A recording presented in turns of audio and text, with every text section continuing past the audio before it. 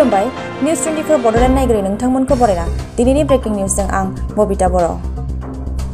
मुसलपुर जिल्ला बड'लेण्ड सोमावसारारि बारग' मावथि आफाद दाबाय। बाक्सा जिल्लानि सिङाव थानाय गासै बड'लेण्ड सोमावसारारि मावथिफोरखौ लाना दिनै बागानपारा बाक्सा कलेजाव मोनसे आलांगा मेल खुंजायो। मेलखौ सामलायो बारग' मावथि प्रदीप बर' बिथाङा। आलासि महरै बाहागो लायो भेरगाव जिल्ला बड'लेण्ड सोमावसारारि बारग' मावथि आफादनि आफादगिरि सुभाष चन्द्र बसुमतारी, गाहाय नेहाथारि अनन्त बर', लोगोसे बिबानगिरि 25 नं बागानपारा बिएफनि इउपिपिएलनि बिजाथि कातिराम बर' आरो उदालगुरि जिल्लानि बारग' बिएलटिनि सोद्रोमा अनिल मोसाहारि लोगोसे मावथि बिथांमोन। दिनैनि मेलनि गेजेरजों सोमावसारारि बारग' मावथिफोरखौ लाना आबुङै मुसलपुर जिल्ला बड'लेण्ड सोमावसारारि बारग' मावथि आफाद दाफुङो। आफादगिरि महरै दुलु बर', गाहाय नेहाथारि महरै हेमन्त ब्रह्म बिथांमोनखौ लाना आबुं आफादखौ दाना लायो।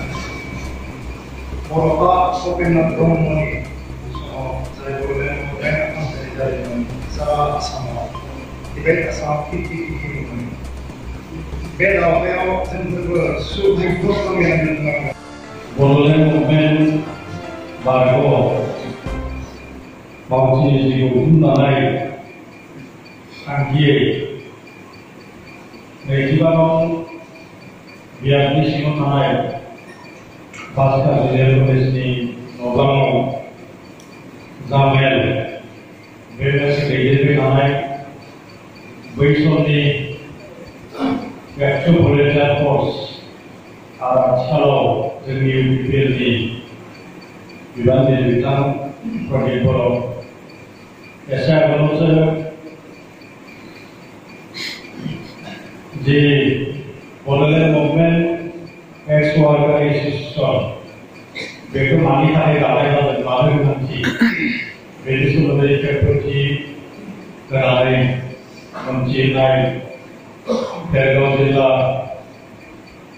बड'लेण्ड मुभमेन्ट एक्स वार्कार एस'सिएशननि आफादगिरि बिथां सुभाष बसुमतारी एसे आगोलावसो बिबुंथि लाखिलांबाय उदालगुरि जिल्ला एक्स बिएलटिनि सासे गोख्रों बिबानगिरि थामहिनबा मावथि बिथां अनिल मोसाहारि आरो बे मेलावनो बाहागो लाफैनो हानाय जोंनि मुसलपुर जिल्ला थामहिनबा गथ'दायि नलबारि जिल्लानि सिङाव थानाय बै समनि बिग्रायारि मावथि बिथांमोन आरो जोंनि खाथिसिनाव थानाय तामुलपुर जिल्ला बड'लेण्ड मुभमेन्ट एक्स वार्कार एस'सिएशननि दैदेनगिरि बिथांमोन आरो बे मेलावनो बाहागो लानो हादों जोंनि बागानपारा दख'ना दुलाराय बर' फरायसा आफादनि गाहाय आफादगिरि अनिल बर', गाहाय नेहाथारि मनज नार्जारि आरो बे आफादाव नुजानाय मानगोनां बिग्रायारि नोंथांमोन। सोमावसारनाया जोबाखै, जि थांखिखौ लानानै ओंखारबोदो बेयो जोबोद बाख्नायथाव आरो बरायथाव। आङो हाथियार हमाखै, हाथियार हमाखसै आङो, नाथाय बड'फानि जि 1993 मायथाइनि 2 मार्चनिफ्राय जागायनाय जि सोमावसारनाय बे सोमावसारनायाव आङो फरायसा आफादजों बिबान लानानैनो खामानि मावै दाखालि 2015 मायथाइनि जि सनितपुराव जानाय मोनसे जोंनि बोसोरसालिया जथुम्मा, बे बोसोरसालिया जथुम्मानि गेजेरजों फर्मेलि दुलाराय बर' फरायसा आफादनिफ्राय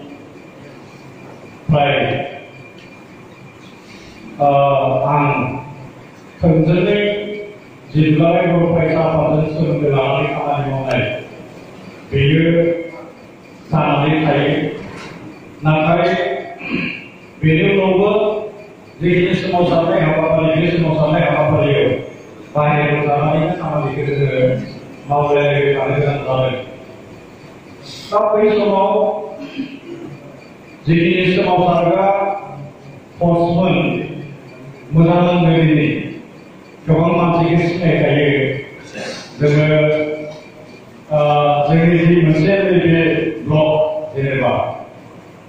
डेभलप होनानै बुङो जोङो बे खुसियाजों ओरैहाय जोंहा दमदमा थाबाय आगोलाव न'बस्थि गैयामोन बागानपारामोन मसलपुर थाबाय आरो जोंहा सुबुरकाटा थाबाय निकासि थाबाय नारायणपुर थाबाय दक्षिण बाक्सानि माखासे मावथिफोरखौ आं दासिमबो नुवाखै बबे बिथांमोना दासिमबो सोलायनायखौ नागिरनो रोङाखै खोमा नङा होमबा मेधानिबो माखासेखौ आङो नुवाखै दासिमबो सोलायनायखौ नागिरनो रोङाखै खोमा नाथाय बै समाव जिहेतु सिटिया बरपेटा पार्कआवमोन आङो बरपेटा पार्कनि माखासे जेफोरखौ आङो सिनायनो रोङाखै बा सिनायनो हायाखै नाथाय जायफोरा बिएलटि हिसाबै खामानि मावदोंमोन बिथांमोनखौ आं एफा एनै सिनायनो हायो जेरै हेमन्त मोनो आरो बेनि अनगायैबो नालेंखर बुंदोंमोन ना नालेंखरा थैबाय नङा थैबाय दाखालि बबेबा बुजियाखै दा बेबायदिखौ आङो सिनायोमोन दा जाय बिथांमोना दासिमबो सोलायनायखौ मोनथिनो रोङाखै बा सोलायनायखौ नागिराखै हरै गाबोन समफोरनि उनाव बे सोलायनायखौ हरै बिथांमोनाबो नागिरगोन बिथांमोनाबो मोनगोन थाखाय हास्थायो दा जिखिनि थांखिखौ लानानै आवगायदों जोंहा बसुमतारी बिथाङा जिखिनि बाथ्राखौ बुंदों बेथ' थार रिहेबिलिटेसना जायाखै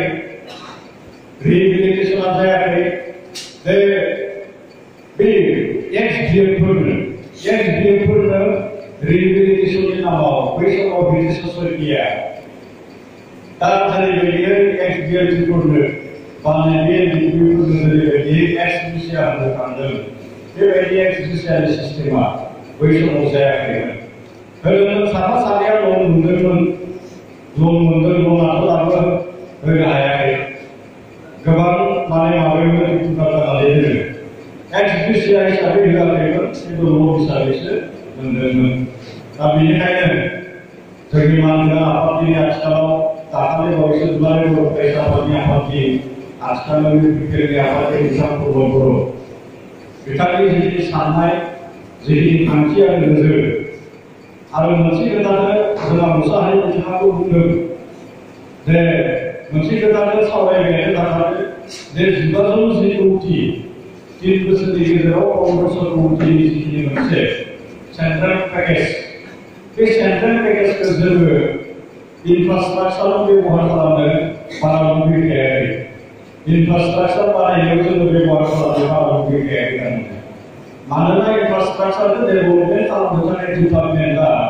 एक्सट्रा दोनखायो नङा होमबा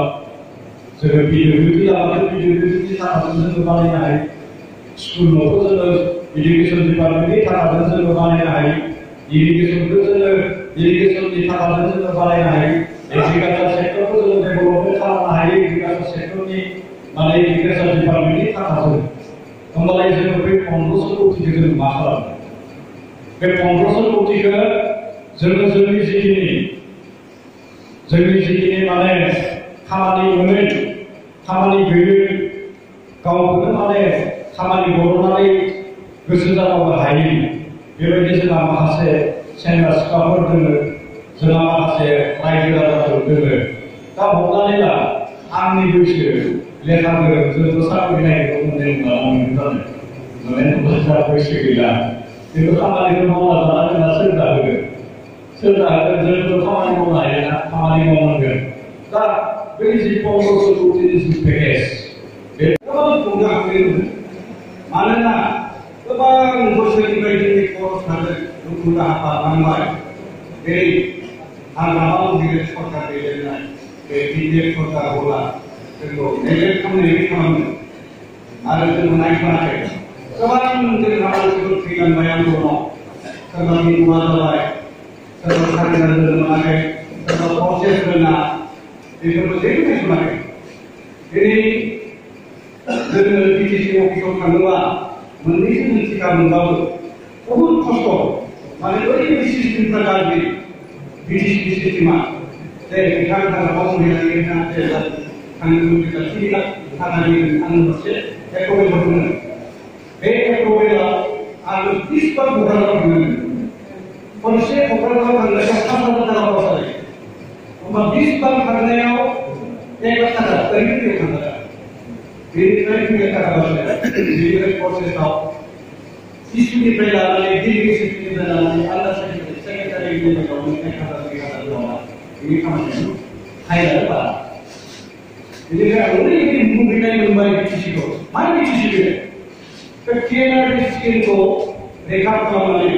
एमसिआइआवनो हरनानै हाग्रामाया रेकर्ड खालामा फैसाखौ गावनि गोसो बायदि खालामो आरो बेयाव बिटिसिनि अफिसार्सफ्रा डिस्ट्रिक्ट अफिसारफ्रा ब्लेकमेल खालामनानै जाख्ल'दों दावहा सिनाफोर बायदि जाख्ल'दों बिटिसिनि बिखाखौ बेनिखायनो दिनै नोंथांमोनाबो गासैबो जों कपारेसन रायलायनांगोन बिथांमोनखौ हमनांगोन बेसेबां जे जाख्ल'बाय ब्लकनिफ्राय लानानै गोदोनिफ्राय जाख्ल'बाय बिथांमोनखौ हमनांगोन बेबायदि आं खम आरथाय नागिरदों उदालगुरि डिस्ट्रिक्टआव हारसिं आं हाग'वाखै नोंथांमोना साननैसोनि उनाव सानैसो मानसिया हाइकर्टआव थांनांगौ अफिसारफ्रा ओरैबायदि दुर्निथि भ्रष्टाचार गोबां मानसि थैनायनि उनाव बे बिटिसिखौ मोनगोन बेनि गेजेरावबो दिनै सोरबा न'खरनि थाङो सोरबा अफिसारफ्रा रावबो फैया फैसाजों Welcome to News 24 Bodoland. News 24 Bodoland YouTube channel. Please subscribe and click on bell icon. Thanks.